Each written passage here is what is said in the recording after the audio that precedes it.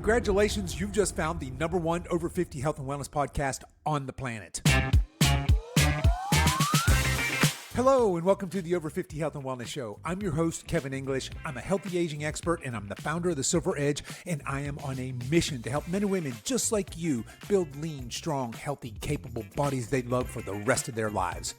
All right, folks, buckle up because today we are diving into one of the most exciting frontiers in modern health sciences and healthy aging. We're going to deep dive into peptides, hormones, and the end of aging as we know it. My guest today is Jay Campbell. He is a 5-time international best-selling author. He's a men's physique champion, so this guy's over 50 and he's ripped, and he's also the founder of BioLongevity Labs. Now, Jay is a leading authority and quite possibly the world's leading authority on hormonal optimization, therapeutic peptides, and biohacking for health and performance. And in today's episode, we're going to pull back the curtain on how peptides and hormones can help you rebuild your metabolism, restore your youthful energy, burn fat, and slow or maybe even reverse many of the effects of aging. So, if you've ever wondered how to truly optimize your health after 50, beyond diet, beyond exercise, you're going to love this conversation.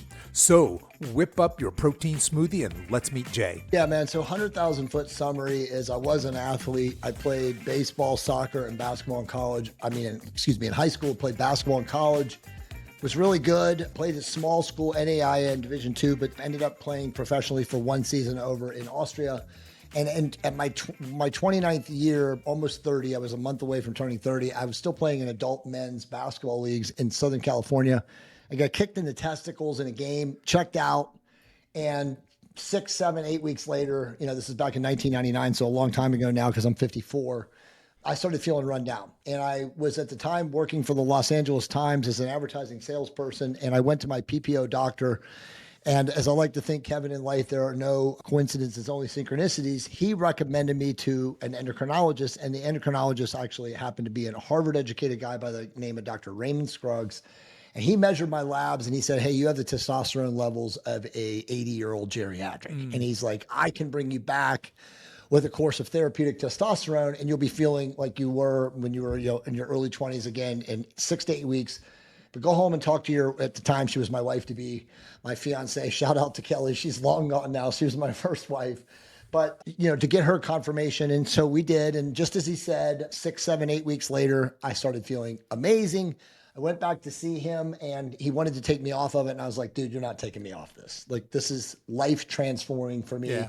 I feel totally different. So at that point, I was now 30 years old.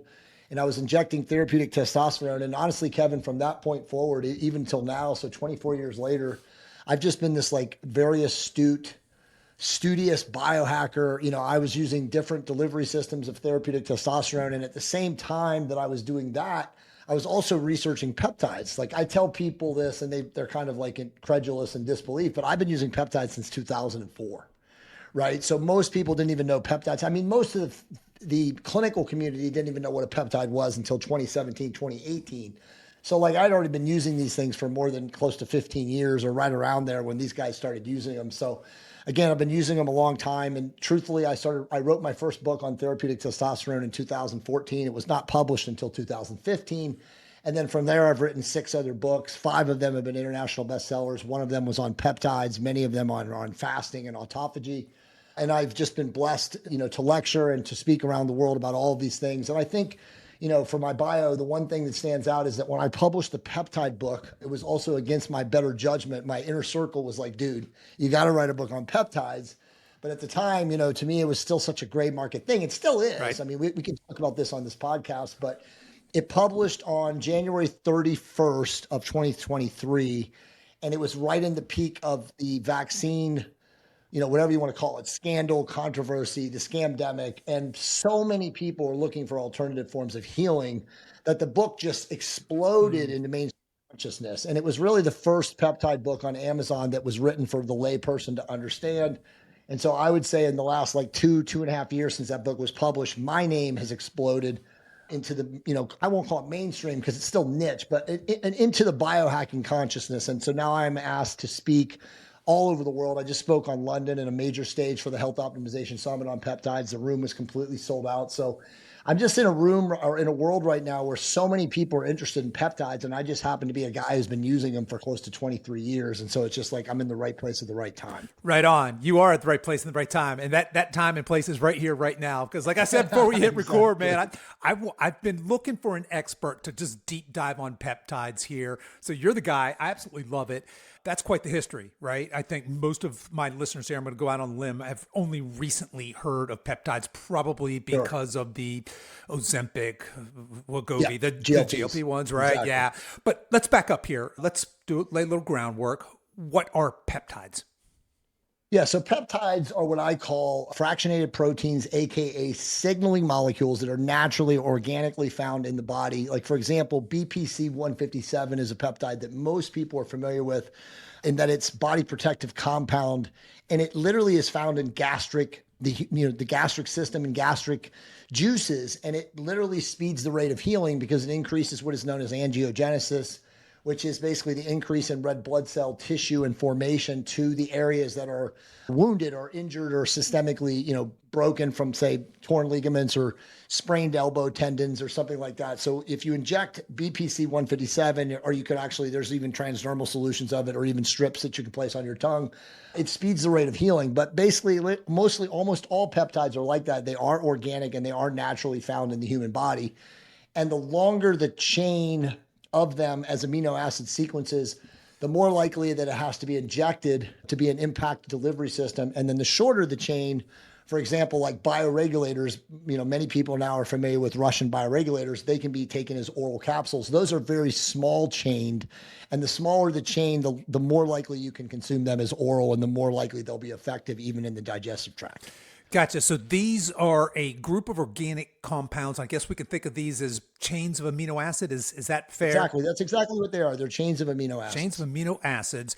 And it might be helpful then for us to sort of categorize these. We've already mentioned, weight loss. You've mentioned kind of healing with the BPC-157. What are people using peptides for today most commonly? Yeah, so it's a great question. There's way more available and known to science than what we use. And right now there's about 27, I should probably say 40, but 27 that are well known, that are used and prescribed in the clinical community. And I won't name them all, but you can look at them from an impact standpoint of like healing, cognition, fat loss and anti-aging, longevity. There's the brain. I already said cognitive, but there's, nootropic forms. And then there's obviously stuff that really helps with immunity, right? So you've got a bunch of different classifications, about 5 or 6, and then obviously some of them, function 2 and 3 ways and a lot of different ways. But there's essentially 27 that the clinical community is aware of and prescribes, off-label, of course, because the FDA has classified them as what there's known as class 2, which means that what it really means, Kevin, is they can't patent them and make money off of them. So they have to try to make them obscure and restrict pharmacies and compound pharmacies from manufacturing them, even though thankfully there's good ones out there that still do it because they're like, hey, these things are life-saving and helping people.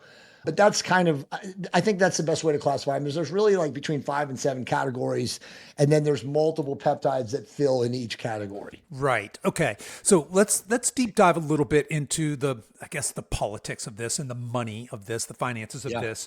So we have these organic compounds. You've already referenced this, but Big Pharma is not that excited about these because it's just an organic compound. They can't really, I guess you could maybe try and change some, a single molecule and then patent that very quickly and then sell it, right? But so there's this pushback, and it's this kind of gray area. So if I were interested, and let's just use the BPC-157, for example, can I go to my local compounding pharmacy and say, hey, whip me up some? Or does that depend what state I live in? How does that work? It's another great question. So there's 2 ways in society in the West, I'd say, because they're not even this far in like Europe or in the EU or in Asia, but there's 2 ways to get peptides. One is through the way you just said, which is you go to your functional health doctor or physician or your functional wellness person, whoever they are. They might be a nurse practitioner or a physician's assistant who have licenses to prescribe. And they can write you a script for, any of those, call them 27 peptides, off-label that can then be procured by a compound pharmacy, and you can use them, again, according to the script of the doctor. The other way, and this is the way that I represent and the way that I teach people how to use them, is that you can purchase peptides, what are known as for research purposes. And these are basically research chemical companies, one of which is what I own, which is BioLongevity Labs. And we are not under the purview of the FDA. We are in this obscure gray area known as research. And technically, we sell products that are for research purposes only. Now, what that really means, again, it's a gray area, is that pretty much anyone can use a research peptide by saying, I'm researching with this peptide, or I'm using this on my laboratory animal or my pet. And again, a lot of people use research peptides on their dogs. They're basically domesticated animals, horses, pigs. I mean, again, if you have something like a cat or a dog in your house and it's getting old, a lot of people are using peptides to regenerate their health and rejuvenate them and restore them and heal them and stuff like that. But legally, you are allowed to do that. The difference is, there really isn't much of a difference from a manufacturing standpoint, as long as you, as the independent consumer / end user, is choosing, companies, whether they're research or compound pharmacies, that are using what we call GMP manufacturing processes, which really stands for good manufacturing processes. A GMP facility also offers what are known as certificates of authenticity, which are called COAs, which again verify and substantiate that the product that you're buying is, X of 100% label claim. So again, if you're buying BPC-157, you will get a certificate of authenticity, hopefully that says it's 99.9% or 99.8% pure, which is again statistically 100%. And again, the company that you're buying it from, can verify that they are a legitimate lab and that they are doing independent verified testing, and they're offering this. And again, if you're buying from a compound pharmacy, you assume that they're doing that because obviously they're under the FDA's purview. Whereas in the research world, you have to be kind of a buyer beware, because there are a lot of companies now in this new, peptide wild west space, where some of these companies, I would say, I won't call them bogus, but I don't trust what they're doing from a manufacturing standpoint. So it's really just buyer beware. If you're going to buy from a research chemical company, buy from a BioLongevity Labs, buy from a Peptide Sciences, buy from a company that's been established, in the marketplace and does a very high volume of sales and business, because you don't want to buy from one of those fly-by-night companies that may not be, doing everything above board and might be cutting corners when they manufacture. Yeah, I'm with you there. Before you inject anything into your body, you probably want to be very, very certain of the quality, the source. So I can appreciate that. It sounds a lot like I'm here in North Carolina, and when I buy my raw milk, it is labeled not for human consumption, right? Exactly. So it's kind of nudge, nudge, wink, wink. Yeah, I'm not going to, right? It's a complete joke. And, very truthfully, I'm glad you brought that up, because in my 23 or 22 and a half years, technically, of using therapeutic peptides, I have never seen a person OD from injecting a compounded version or a research version. And what I'm saying, and why I'm saying this to your audience, is that you shouldn't be afraid. These are organic signaling molecules found in the human body naturally. It's nearly impossible to overdose. Now, obviously, you've heard stories, and we'll talk about GLPs in a second, because obviously there's a path to go down with that, because I really want the audience to understand the difference between using GLPs effectively and using GLPs the way the pharmaceutical world wants you to do it, which is completely wrong.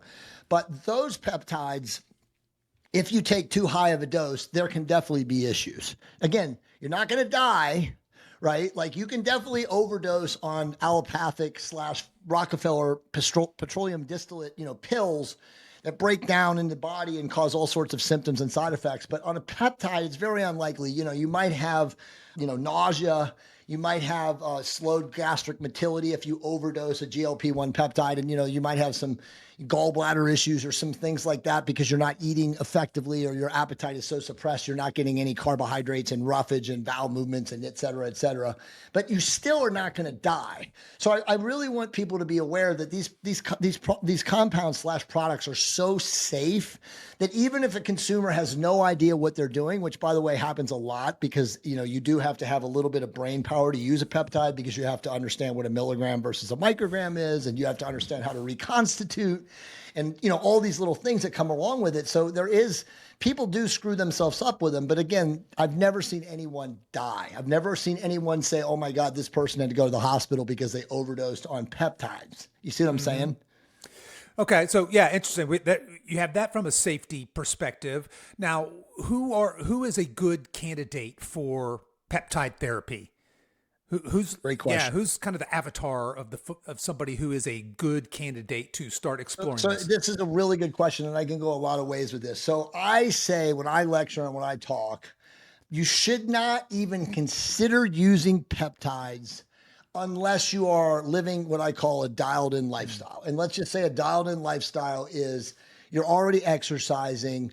Hopefully you're doing a combination of resistance training and cardiovascular training. You live relatively insulin controlled, which means you're regulating your consumption of sugar and really high fructose or call it boxed GMO foodstuffs. And you're sleeping hopefully 6 to 7 to 8 hours a night. The other thing, and I want to say this because it's very important, is you should also understand whether or not you're working with a hormone deficiency or not. As you know, probably in the West today, 70 to 75% of people over the age of 50 are walking around with a hormone deficiency that is undiagnosed because their doctors don't understand hormone deficiency because they're not talked about it. They don't train about it in medical school. And there isn't a lot of money to be made in prescribing people hormones because, again, it's relatively cheap. And by giving people hormones, you pretty much, immunize them from getting sick and ill as they get older. And there's no money in the pharma allopathic sick care system for people that are healthy. So you're not going to find a lot of doctors that are going to write scripts for hormones. Granted, they are out there. And there's a lot of good ones. And thank God for people like us and for you and for people that follow you in this podcast that ability is out there. But I like to tell people that, in fact, it's one of my 10 commandments. Like if you're going to start with a GLP peptide, and we can talk about GLPs right now. And obviously GLP peptides are the appetite suppression, metabolism enhancing. Now we're into the phase 3 and phase 4 where they increase IGF, they increase nutrient partitioning and insulin signaling, and they do all these amazing things.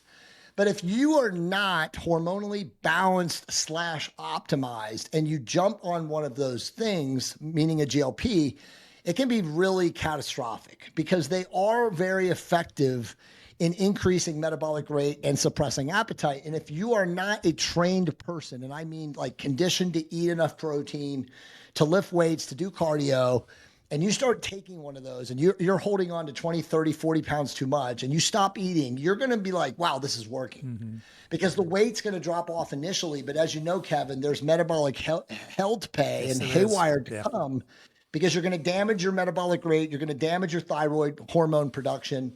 And eventually you're going to have to come off of it. And once you come off of it, you again experience what I call metabolic haywire, thyroid damage. And now you've gained beyond what you were when you first started. So this doesn't happen though to people who are hormonally optimized already, or at least on the path to doing it and doing all the other things right. In fact, I will say this, and I continue to say this, and I just said this in London in front of a couple thousand people. GLP peptides are the greatest invention or / intervention in the history of medicine. When they're done correctly, there's nothing like them. They will drop fat off of human bodies and suppress inflammation and change brainwave patterning better than anything else we've ever seen. And again, how that happens is by dosing them appropriately and dosing them correctly. And dosing them appropriately is using microdoses. And unfortunately, pharma teaches people to start high and go higher because in their obviously business model, that's what they want, right? They want the patient starting at a high bolus dose. Next week, titrating higher, right. The week after higher, onward it goes until eventually the person has completely blown their receptor sensitivity to the peptide. So now the peptide has stopped working. On top of that, they're taking, astronomical milligram amounts of the drug or of the peptide. And Kevin, they're running out of money because they've jacked up the price as they stair step the dose. So you never want to do that. In my world, in the way I lecture and teach people how to use GLPs, you want to start low and go slow. And you want to assess your tolerance to the peptide. And again, by taking a microdose, because remember, these are very powerful signaling molecules, your body is going to tell you within a week of how you respond individually to that peptide. And if you're taking a very small, minute, call it surgically precise dose, you're never going to blow your receptors. Your receptors are always going to be sensitive to it. And so you're always going to get a very decent, if not great effect, but never to a point where it's like, oh my God, I got to take way more.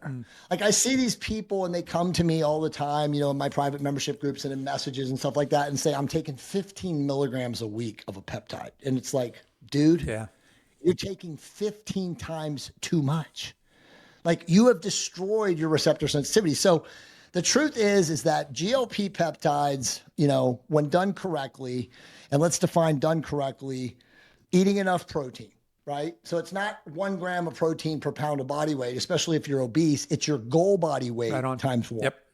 Right. So if you're a 300-pound man and you should be 200 pounds, you should be eating somewhere between 175 and 200 grams of protein, not 300 grams of protein. You should also be lifting weights. You have to build muscle or maintain muscle when you take these drugs because they're so good at increasing metabolism and shutting down appetite. So you can't afford to lose muscle and damage your thyroid. And then again, this is always has to be listed. You got to be doing cardio as you get older, as you know, to improve the heart, to strengthen the vascular network.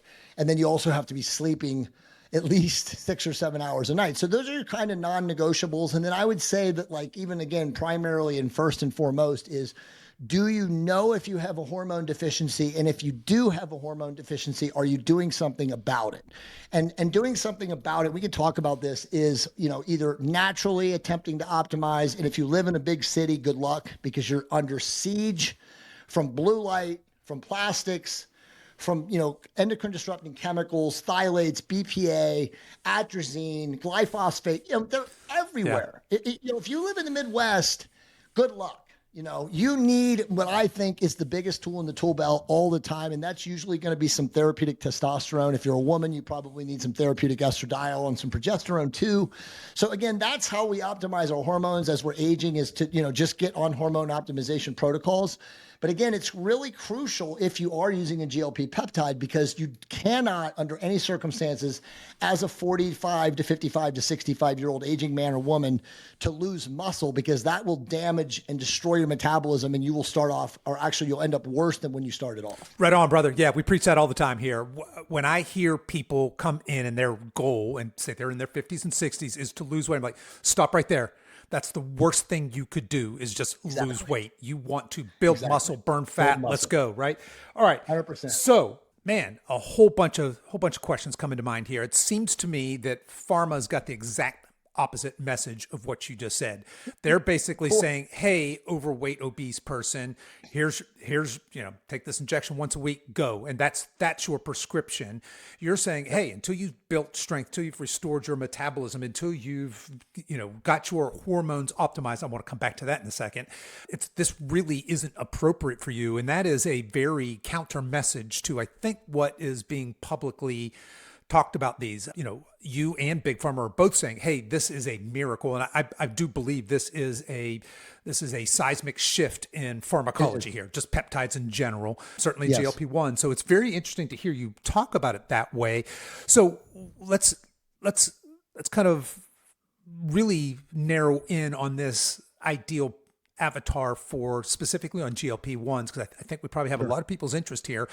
So for example, if I am somebody who is building some muscle, I've been working on restoring my metabolism, which means I'm probably eating maybe in a slight calorie surplus. I've been very focused on building some, I'm not turning into She-Ra or the Hulk, but I'm working on that. And now I'm ready for a strategic fat loss phase.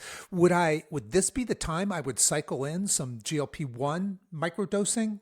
Or would I just do that throughout? 100%, or 100% you would. Okay. No, it's a great question. 100% you would. So a microdose of a GLP-2 like tirzepatide, which is also known as Mounjaro and Zepbound that people know from the pharmacies. And then the best one, which isn't FDA approved yet, but of course the research chemical companies like myself have it, is GLP-3, which is known as retatrutide, which by the way is a Lilly pharmaceutical and will be available and FDA approved by sometime next summer. It may be earlier, by like end of first quarter next year. But my guess is it's going to be by summer of next year. But this has been in the research community since 2023. So that's how far the research world is ahead of the pharma world. It's usually like 2 or 3 years in testing now. And as you know, we're in a biomedical revolution. So we have all these amazing products that are out there. You just have to either be A, following somebody that teaches you how to use them, or B, courageous and smart enough to go out and research and find on your own, because it's out there. But your question's a good question, because I highly recommend that all people in their 40s, 50s, and 60s who desire to live longest and strongest use a microdose of either GLP-2, which is again tirzepatide, or GLP-3 preferably, which is retatrutide, because it massively improves metabolic rate. It improves the brainwave patterning, so it eliminates food noise. Actually, Kevin, it's so amazing. There's many, many published studies now out there in the clinical literature that shows that it literally stops addictive behaviors. It stops alcoholism. It rewires dopaminergic pathways so that people are not jerking off to porn or playing video games all day. So, I mean, it does a lot of amazing stuff in the brain.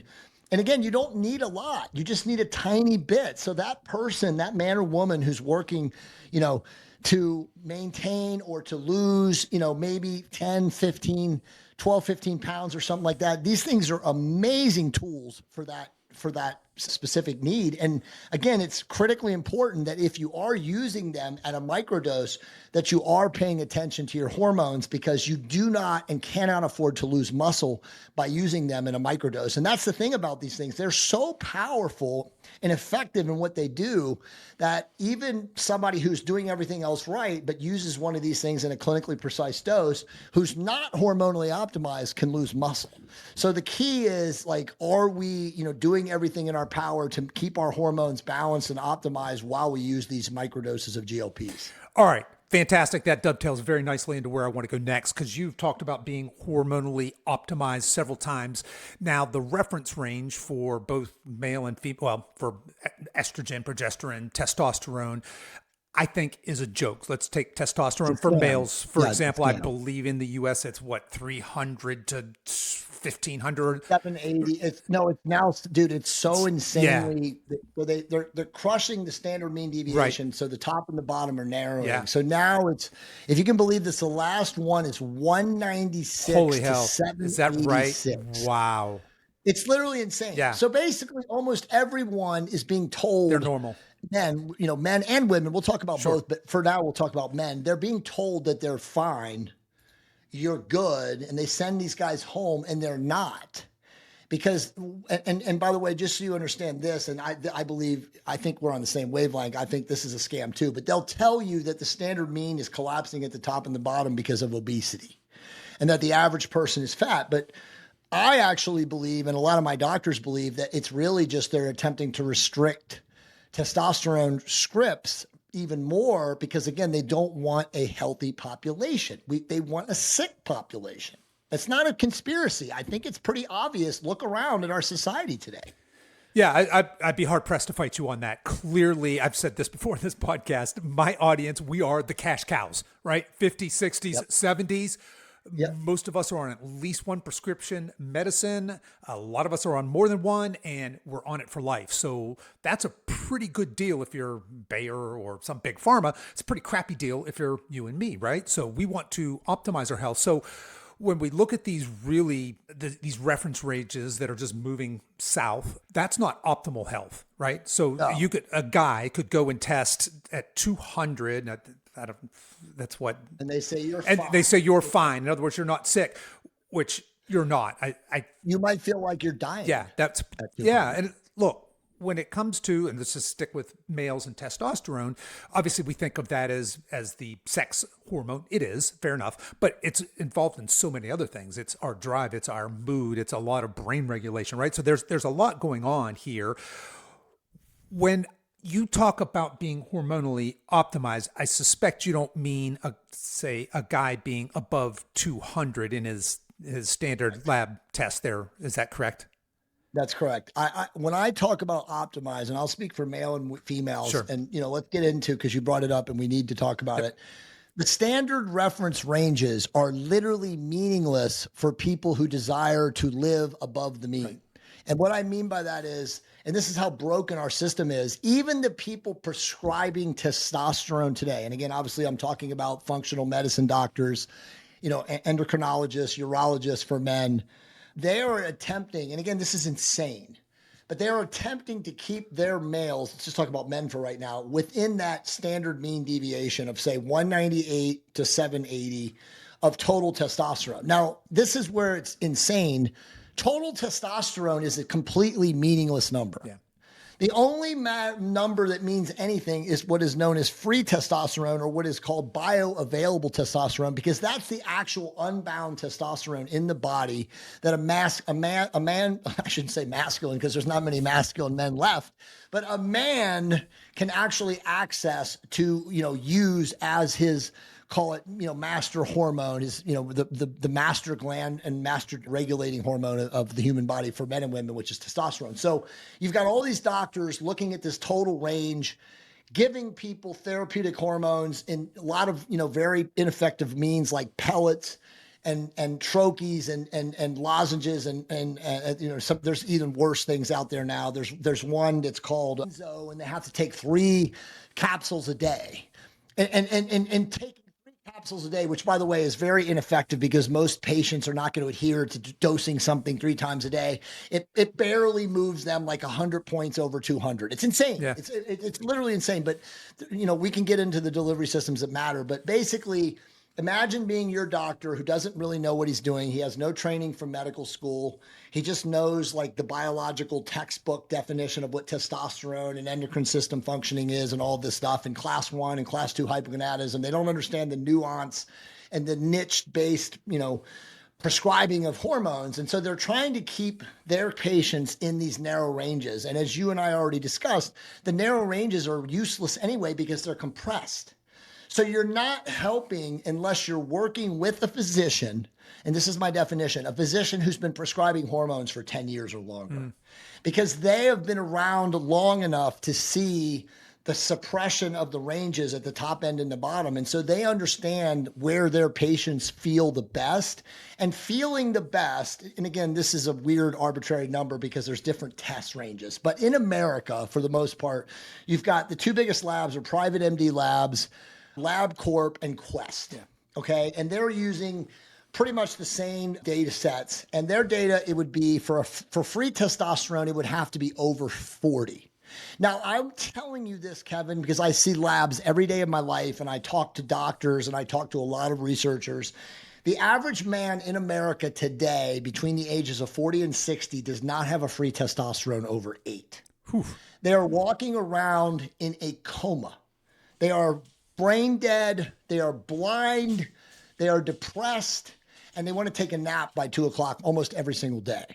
And that is because they have literally almost no free circulating bioavailable testosterone in their body. What they do have, again, bound, which is the total number, is useless. So if a guy goes and he gets his test and it comes back that they're 480 or they're 520, and they don't even run their free testosterone, which is another joke in and of itself, which tells you nothing, and they tell the guy, go home, you're fine, you're in the middle of the range, you don't need testosterone. I mean, first off, A, you don't even know what his free testosterone is, which is all that matters. And B, the guy can have the worst symptoms ever. He could be depressed, brain fog, all the, hot buttons, and they're not being addressed. So again, it's very, very important if you're a man, or a woman and you're watching this podcast, that you understand that when you get your labs done, you have to have your free testosterone evaluated. And symptomology, so again, how do you feel, is much more important than the measurement numbers on a piece of paper. And a legit doctor who prescribes hormones is going to be able to prescribe for you if you have all the symptoms. And again, let's identify the symptoms. The number one symptom of a testosterone deficiency is brain fog. Mm-hmm. It's not sexual dysfunction. It's not low energy. It's literally a depressive mood and an inability to focus or concentrate by mid-afternoon. That's the number one symptom. The last symptom, and this is a lot of guys get really pissed off over this, is like inability to get an erection. Almost no times have I ever seen a person who had low testosterone, again, from a deficiency measurement standpoint, who couldn't get an erection. They always can still get an erection. So a lot of guys get pissed off and they're like, everything works fine down there, dude. Yeah. I don't need testosterone. I'm fine down there. Don't accuse me of that. They get all like personally offended. And it's like, dude, your sexual function and your erectile strength has nothing to do with whether or not you have a testosterone deficiency. So don't look at it from that perspective. Again, it's brain fog. It's, crushing like depression. It's like an inability to wake up in the morning in a good mood, like jumping out of bed, wanting to tackle the day. That's what testosterone deficiency is. And look, we've been talking mostly about men. This is also now a full-blown epidemic in women. For ladies, yeah. All women that have had hysterectomies have been chemically castrated. And the majority of call them functional medicine doctors that are working with women are so clueless about this that they don't give women testosterone after hysterectomies because, again, they think it's going to cause cancer. It's insane. And they give them progesterone and estradiol, not knowing that without having a ovary or a uterus or both functioning, that cream from progesterone and estradiol that they're giving him it won't work. It can't work without a functioning ovary or uterus in the body. So it's so broken. I mean, obviously, I'm very passionate talking about this, but there are so many men and women who are aging, who are being completely disconnected from the medical system because the physicians that they are working with have no earthly idea what they're doing. None. All right. Yeah, you're striking a chord here. I talk to, so in addition to this work, I also have another business that works just with men, right? And it's in the same age group, right? And in awesome. That group, almost universally, I hear when a guy goes, he has a hard time even getting a testosterone test. His doctor's like, what do you want that for? And so I'm coaching them. Well, here's what you tell them. I've lost my drive. I'm tired. I'm in a bad mood.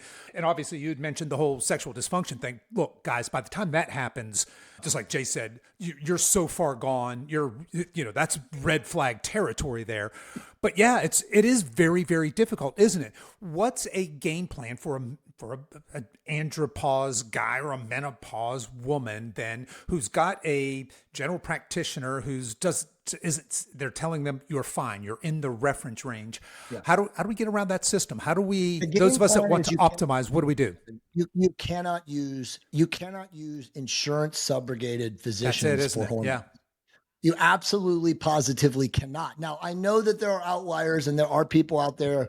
I have a private membership group with close to 750 people, much more women now than men because they're being more underserved than men are. But the reality is that there are some insurance doctors that will give you testosterone. But again, it's under 5%. Yeah. And here's why you don't want to do that anyway. Because they're going to now classify you as high risk for life insurance. And for other things. So you want to do this as strictly cash pay. Now, I know that some people are going to hear that and they're like, I pay my whole life, for my job and into my benefits plan. And I'm like, hey, you know what, man? Life is not fair. The system that we have in the United States is broken. And if you want to live the longest and strongest, you have to go outside of your system. And again, I always tell people, if you do an actual accounting of the expenses in your life month over month, annually, I guarantee you have money for hormone optimization. There's, lattes and beer and pizzas and that you're, wasting money on that you easily could spend on this. And look, I want to say this because sometimes I forget, and I've written about this in all my books on hormones, and I sometimes forget about talking about this on podcasts. You can't afford not to optimize your hormones because if you look at the math, if you have a myocardial infarction, right, which is what average 55-year-old Joe to 68-year-old Joe has in his life, I swear to God, this is statistical fact, and you guys can fact check me. If you go down that path and you just use your allopathic, insurance subrogation, here's my $40, $50, $60, $100 copay, and this is what I can afford. One heart attack is 68% likely to medically bankrupt you. 68% of people in America who experience one event like that between 55 and 68, 68% of them face medical bankruptcy. So when you say you can't afford to pay $5,000 a year or $3,500 a year, whatever it is to optimize your hormones, you're full of shit, number one. And number two is you can't afford not to, because you're literally statistically looking at 68% likelihood of medical bankruptcy of having a major event. And again, a major event can be, again, a heart attack, a stroke, an embolism, a life flight, uneventful from an accident. So it's, again, the hormone optimization path is the guaranteed insurance program to live longest and strongest. And I'll also tell you this, and I think you know this, Kevin, and I'm sure a ton of people in your audience know this. If you're hormonally optimized, the likelihood that you get sick is so small. It's insane. My wife and I don't go to the doctor. Right.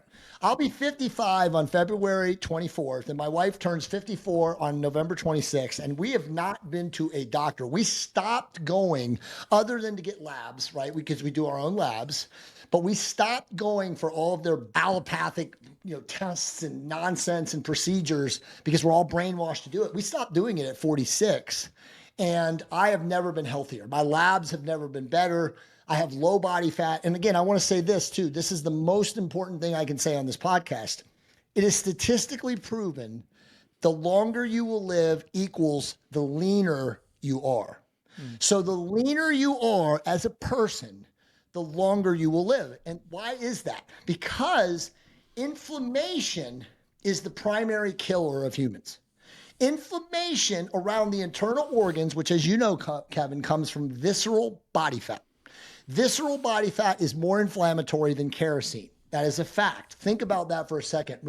God made these amazing physical body avatars that we all house our spirit beings in.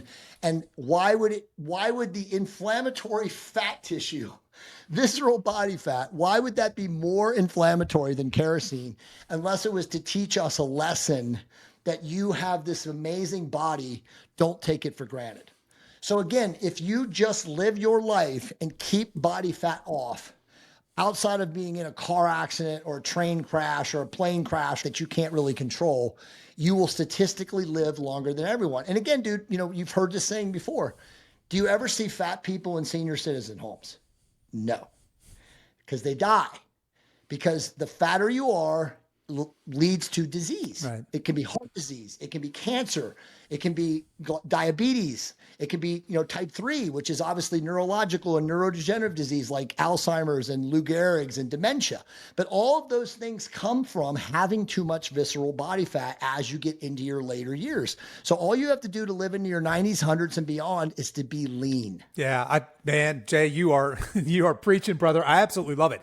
I love that intentional use of the word lean. That's the one I use here all the time as well, because in that word, we're inferring muscle. We're inferring strength. We're not just not skinny, not smaller, not lose weight, to get rid of fat, build muscle. That's really what we want to do. People freak out though, because when people like you and I say lean, they think, oh, you got to be jacked bodybuilder lean. And that's not what we mean. And the truth is, you said it earlier in the show, and I say this all the time too, lean is functionally strong. Right on. It means in your 60s and 70s and 80s, you can bend over and touch your toes. You can pick up your grandkids. You can hike a mountain. You can get on and off a train when you're traveling with your wife. Hopefully, if you're still blessed to be with your wife later in your life. I mean, it's just functional strength and wellness. It's not jacked six-pack bodybuilder. And I think a lot of people hear the word lean and they're like, oh, I'm not going to look like that. I can't look like that. No, you just got to be not fat. And you will be more muscular, hence by being lean. And that's how you live longer. And look, all these octogenarians, all these people living in the blue zones, again, they're not the greatest people to us to mimic or whatever, because obviously they don't do a lot. But if you measured anthropomorphically their body fat composition, I guarantee you that you would see that none of the women were over 18 to 20%, and none of the men were ever over 12 to 16%. Because again, they're sedentary, but they don't eat that much. And obviously they live in areas where there's no chemical, all the toxins, disasters in their food, right? So, I mean, you see a lot of people in Japan, that live into their early hundreds and stuff like that. Again, the blue zones. And what do? They just eat fish and white rice. And they walk everywhere and stuff like that. But again, even those people are lean. Yeah. They're not inflamed. They do not have high levels of visceral body fat that cause disease. And again, every disease state in this country comes from inflammation. All these older people, that message me about, and I won't say they're older, they're like me and you, they're in their 50s, and they're like, I want to help my dad, or I want to help my mom. And the mom or dad is like in their late 70s or mid 80s or early 80s, and they've never done jack in their life. They've never exercised. They've never been active. They've just been sedentary TV watchers.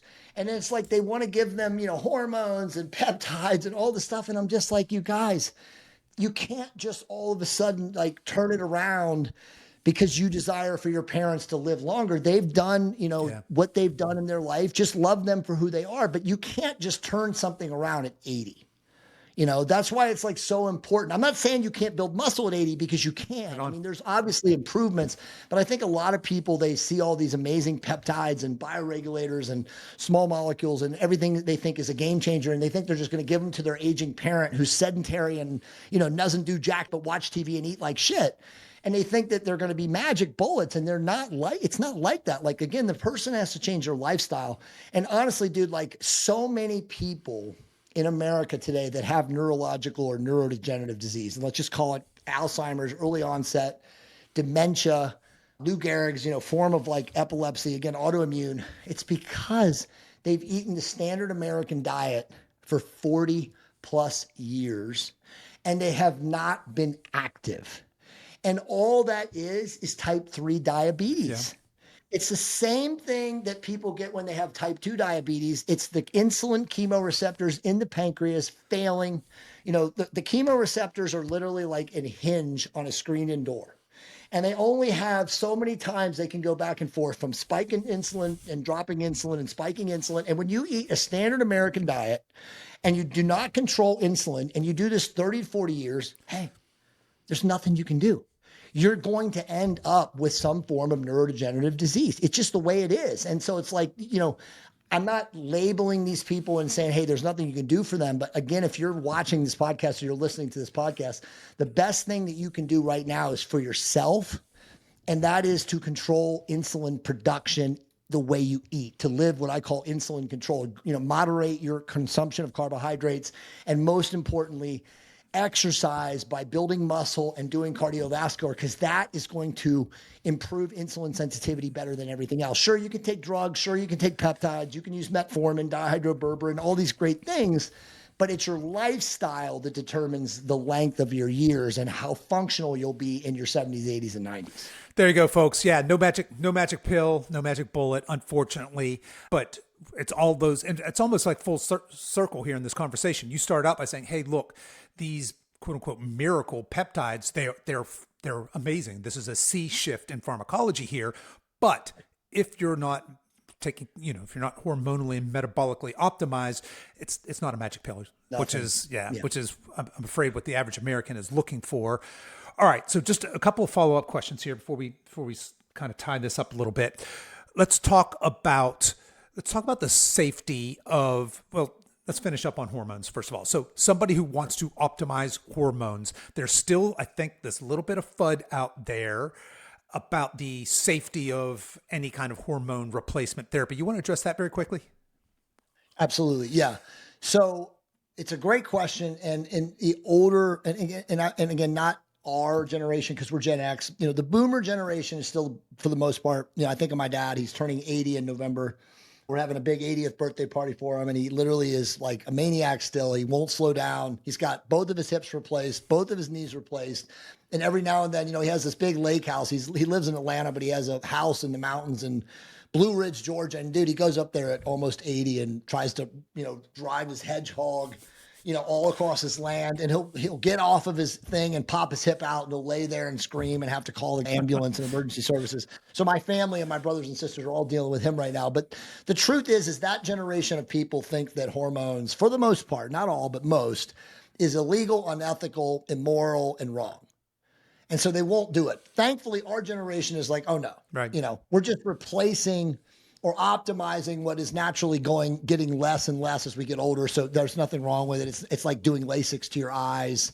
You know what I mean? So I think it's generational in how we perceive it. But there are two delivery systems of therapeutic testosterone that, if done right, and that's a huge caveat, almost have no side effects. And that is injection And when I say injection, nowadays, the solutions that therapeutic testosterone can come in is very, very thin, permeous, oil-based, like an MCT oil or palmitic acid or even sesame oil, where it's so thin that it can go through a 30 or 29 gauge insulin needle. And that needle is so small that when you inject yourself, whether it's in your arm or your glute or your quad, or there's other areas you can inject, like in your lower belly and the subcutaneous area of your lower belly, there's no pain. There's absolutely no pain. All these people have hangups and phobias on using needles. And look, everybody has it initially. Your first couple of injections, you're like, oh my God, I've got to inject myself. But then once you do it, you're like, oh, it's nothing. So that's injection or delivery system number one. It's been around forever. As I always say with peptides and hormones, the biggest or highest impact delivery system is always going to be injectable, because you're going to cross the blood-brain barrier the fastest, and you're also going to get into portal or parental circulation the fastest. So you want to get it into your bloodstream the fastest, right? The second most effective, and after that I say I put the kibosh on almost everything because I just don't feel like there's anything as effective, is transdermal, which is obviously a cream that you would rub for men at the base of your scrotum. And the reason you put it at the base of your scrotum is because the scrotum is 8 times more permeous than any other skin location on the body. It's the same thing for women who use cream. The hood of the clitoris or the interlabial lips of the vagina are also just as permeable. So that's where you put it there. Now, a lot of women will put it still on their inner thighs, and some people will put it like down here. But again, those areas do not absorb as well as the other areas. So outside of creams, which again are transdermal and injectionable forms, I don't like anything else, because none of them are designed to what is known as cleave molecularly naturally, right? A lot of people use pellets. Pellets is a highly, highly ineffective delivery system because the human body does not like a pellet. It sees it as a foreign object. It reject it. On top of that, you have to have physicians doing invasive surgical procedures on you to cut you and put them in. They're horrific and medieval. I have literally a desktop file on my computer of pictures that people have sent me over the last 10 to 12 years of failed what are called pellet extrusions, and they are gnarly. And I tell people to not do that. It is absolutely retarded. The other thing about that is by the way, it's the highest cost delivery system. So doctors love to give you pellets because they jack up the prices and make money off you, versus a simple delivery system in a vial, a multi-injection vial of testosterone and oil, or again, the cream is literally, like, no exaggeration, like 1/7 to 1/8 the cost. So those two delivery systems for both men and women are always going to be the best. And this is important, when you take therapeutic hormones, again, it doesn't matter if you're a male or female, the more often you administer your delivery system, whether it's injectable or cream, the more close you mimic the body's natural pulsatile diurnal release of testosterone. So in the human body, for men and women, we release testosterone between the hours of 4 a.m. and 6 a.m. naturally. So if we're injecting or applying daily or at least every other day, we're mimicking our body's natural production. And when we mimic our body's natural production, our body starts, as we get older especially, our body starts seeing that as our natural release. And so there's no what are called perturbations in the endocrine system. There's no imbalances. We don't have side effects. We don't get acne. We don't have mood swings. We don't have any of these things that are associated with an imbalance. And so you always want to administer, again, the frequency of your delivery system at a minimum of every other day. And if you're a totally anal, retentive, crazy person who likes to inject every single morning, a lot of people do, it's like brushing their teeth, then that's even best, because then that's going to be mimicking the body's natural production on a daily basis. But it's not optimal in my opinion, because most people are not going to inject themselves every day forever. But it's very reasonable to be able to inject yourselves 3 times a week, or if you have the cream to apply, in the morning when you wake up post shower, it's very simple to do that. So those are your 2 primary delivery systems. Again, I didn't talk about progesterone or estradiol for women, because women, for the most part, as they're peri and postmenopause, are going to probably need those in addition to testosterone. But if you're a woman and you're watching this show and your doctor has you on progesterone and estradiol and not on testosterone, you need to fire them immediately and get another doctor who understands how to do this, because you need testosterone just as much as a man does. Right on. All right. So lots of good information there.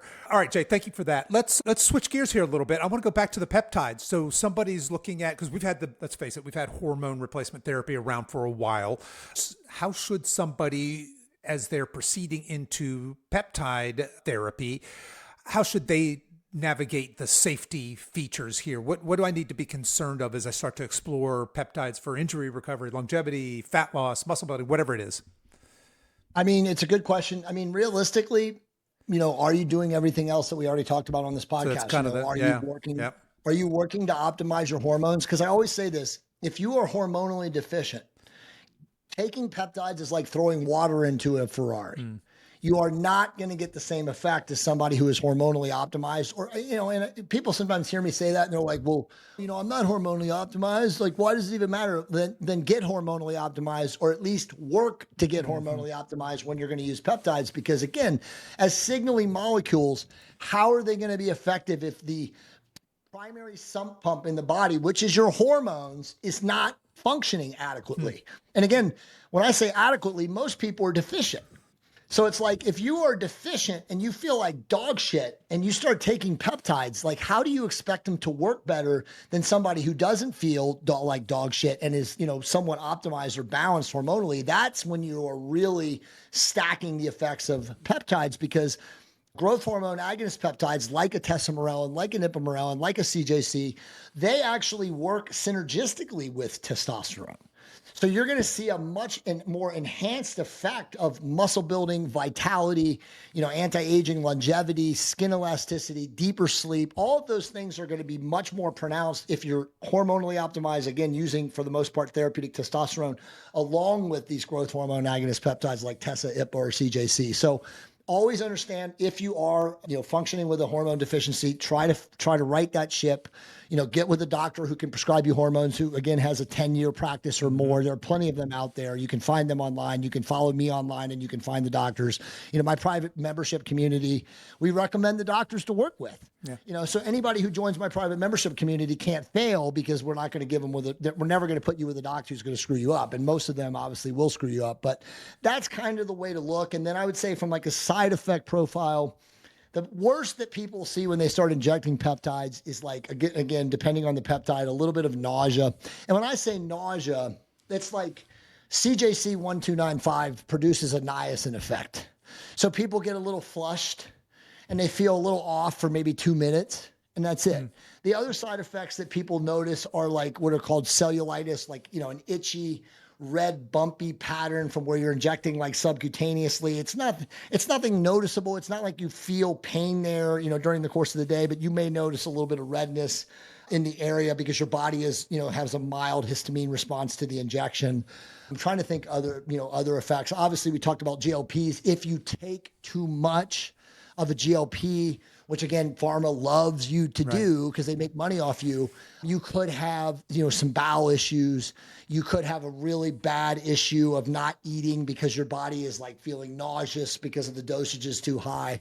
But honestly, Kevin, like, again, using peptides for 22, 23 years, like that's it. There are some peptides, the melanin corticoid receptor pathway peptides like melanotan 1, which I take to tan, to enhance consciousness, to make me get into the zone when I meditate faster. Those peptides can cause a slight nausea feeling within, say, 10 minutes of injecting, but it goes away, and it's nothing that makes you, keel over or sick. Some of the other sexual inducing peptides like PT-141 or oxytocin, some people can have a reaction to those. It's mostly in women, and the reaction is like they just feel like shit for 20 minutes and it goes away. But other than that, I just don't really know too many side effects. And very truthfully, if you start low and go slow and you always observe using a microdose, you'll never have any side effects. All right. So, and that brings up another point then. If somebody were curious, peptide curious, wanting to, let's say they've got the foundation laid, right? There's somebody who's worked on their metabolism and built a little strength. They've gotten lean. I suppose what you really want is a mentor. You want somebody who's going to guide you through this, and it's not your doctor. Is that fair? No. And you know what? You're the first person that gets this. So I'm not joking. So I have actually been working with a tech team and some very smart people to build a bot, a Jay Campbell bot. And it took 8 months to build, and I received it this morning. And so far, my wife and I have been asking it questions, attempting to stump it, and it's insane how good it is. And honestly, it's going to be available in my private community, hopefully within the next 2 weeks as we integrate it in. And it's literally, dude, $99 a month. And you can ask the bot until you're blue in the face and you will get answers. I mean, honestly, I'm not joking when I tell you this. I feel like it's answering better than me. So they scraped all my data, all my courses, all my books, everything I've ever put into the ecosystem of Earth that I know of. And it's absolutely incredible. Now, it cost me a lot of money to build this thing, but that's the best way to get information. Obviously, there are tons of influencers. There are tons of people that are online that are putting out information about peptides. I would just be very cautious because, as I always say, right now, the signal to noise ratio on this planet is mostly noise. The signal is very low.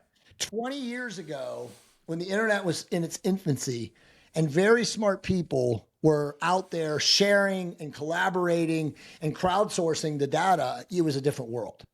But now we have so much nonsense. Do you realize, and again, I don't pay attention to this, but people tell me this, but the average person who goes on to Reddit to get information about peptides is literally learning the opposite of the truth. That is how bad the information is. And also, unfortunately, you probably, if you use AI, and I attempt to refuse to use it. I do have my team that somewhat uses ChatGPT for stuff now, but I refuse to do it. But the AI now, Kevin, hallucinates. Yep. So when you get lots of bad information, which is again found on Reddit, found on X, found on IG, found on TikTok, found on, all these other crowdsourced places, it starts to actually regurgitate bunk. Yep. Like I am literally having people send me AI stuff responses on my stuff, and I read it and I'm like, this is abjectly, patently false. What is this? So we're in this really weird time right now where it's like you have to be very cautious where you get your information from. And I would not rely on ChatGPT or Grok to get information because, like I said, it's literally sourcing good with lots of bad. 100% with you there. It's a mimic. It doesn't know how to discern what the good is with the bad. So make sure that where you get your information is from people that really walk the walk and talk the talk. And again, I'm not saying there isn't other great information out there because there is. It's just getting harder and harder to discern what is legit and what is flawed. Right on. Going back to that signal to noise ratio, just in this health fitness space in general, that's a train wreck right now. It really is. People have no idea where to get their information. It's because they're going to ChatGPT is why. And and the problem is you just spelled that out very eloquently, right? It's not discerning the signal and noise. It's just looking at all this information, synthesizing it and regurgitating back some sort of an answer. Yeah. All right, Jay. Well, that brings me where I kind of wanted to end up here. I'm fascinated by technology. Do you see, and you're kind of out here on the forefront, maybe not so much with the AI, although I'd love the idea of a virtual Jay. Do you see a time when we've made this case several times now? Look, if peptides are fantastic, if you've got the foundations taken care of, do you see a day where that won't be the case, where technology can actually save us, where we can have maybe not optimal health, but quote unquote good health, thanks to technology, pharmacology only? In other words, I don't have to, I'm going to drink my Soylent Green and work on my computer like this all day, and somehow magically I'm going to be healthy. Or is that in our dystopian future, or not so much? That's the greatest movie of all right on. time. All right. Yeah, man. I literally watched that movie. I've watched that movie like 7 or 8 times in my life. And by the way, there's still bits and pieces in there that is like foreshadowing, I think, what is to come. What an absolutely profound film. Dude, that's an amazing question. I think it really just comes down to your perspective. I wrote an email the other day about the transhumanist world versus, the people like us that are still organic. And I think it just comes down to where do you desire to place your consciousness? Because humans have finite lifespans, right? Like energetically, spiritually, soul-wise, we're permanent, eternal beings. I think we all kind of understand that depending on where you fall in your spiritual beliefs. But physically, these bodies are going to die. Now, obviously, the Peter Diamondises and the Brian Johnsons and the Ray Kurzweils of the world are going to tell you, no, bro, we're going to beam your consciousness into the cloud, and the cloud is going to replace your body, and you'll be able to keep your, consciousness going forever and just use makeshift and repair bodies. That's not me, dude. Like, Right on. I want to die. I want my soul or my spirit or my energy or whatever inhabits this avatar to go on to its next mission, to its next journey, into the afterlife or into my next lifetime or whatever, again, depending on your spiritual beliefs. I do not want my consciousness seated in the cloud, like these, again, call them transhumanists, want to do. So I think the answer is organically, I believe, and again, it's my opinion, I believe that we can live to 150. I think, and when I say 150, I don't mean like a desiccated, decrepit, hunched over, the sarcopenia, old person, I mean like you and me now. Yeah. Like we're robust and we're able to keep walking and all this stuff. So, I mean, I do think that life extending physical avatars is coming. I think that the technology is there. I think we're already on this path now. I mean, I look at myself as 54 and I'm not 54 by any stretch biologically, right? So, I mean, I think it just comes down to the question of like, how long can we live robustly in this current body? And again, I'm not the transhumanist where they're going to beam my consciousness into the cloud and, become a mechanized robotic being. I don't want that. I want to maintain my organic physical body. And maybe some people are okay with that. They do want to be beamed into the metaverse and live in the cloud or whatever, but that's not me. So I just think that personally, physically, knowing what's coming, knowing that there'll be stage 4 and stage 5 agonist peptides, knowing that there's these amazing biomedical technologies, I do think that we'll probably be able to live to 150. Again, in these current physical bodies and still be robust and still, have our current strength and faculties and all of those things. I really do think that's coming. So, I mean, I would say that that's probably an extension of 50% of current life because, looking at it, I think the average person looks at 100 as the end.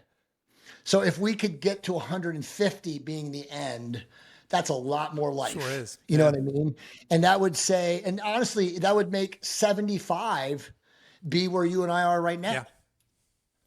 And I absolutely 100%, I wouldn't even believe, I go by, I have a mentor, belief is the enemy of knowing.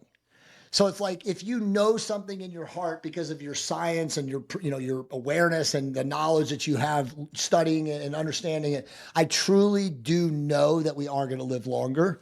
Or some sect of us will live longer. And I think it's people like us now. I think it's people in their 40s, 50s, and 60s who are learning about these technologies, who are understanding how to do, combine diet, lifestyle, supplementation, sleep, EMF mitigation, all of those things combined with these wondrous technologies like GLPs, like these small molecule, age regression, biological age regressing products.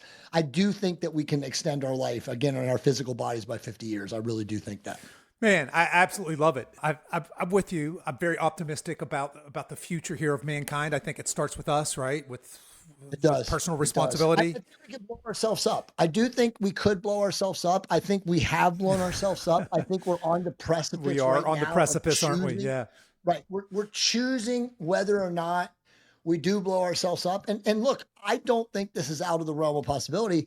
I think that there could be two parallel divergent species. I think that some of us could go the transhumanist route and get beamed into the cloud and live into the, call them the 15-minute cities. And a lot of us will literally go to like farms or, I call them conscious communes. All right. Conscious communities, conscious communes where we're like all living, together. And, we have the human wave energy fields of like connection, and we've, decoupled from the big tech nonsense. And I think that we could still maintain a sense of technology and advanced, wonderful, biomedical stuff and just live detached from, the network. And so I can see two divergent species of humans going each separate direction. And I think that would be fine. I mean, again, if we could live in harmony with one another, I mean, again, if that does happen, I would say the major cities will be the hubs of transhumanism, and the countrysides and the mountain communities, and again, call these conscious communes or conscious communities, will be outside of the major cities. That's kind of how I see. I just had this guy email me last night. I'll just read this to you real quick, but this is fascinating. I have no idea who this guy is, but he messaged me last night and he said, "Hey man, this is going to sound crazy, but I really need you to talk to me." His name is Dirk. And he says, he's like, "I'm literally creating a utopia of people that want to live in conscious communities." He's like, "You don't know me, but I know you from your podcast and from your media appearances."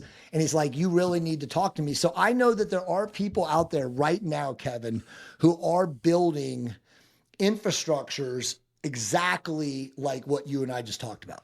Sign me up for the conscious community, man. Yeah, there you go. Absolutely love it.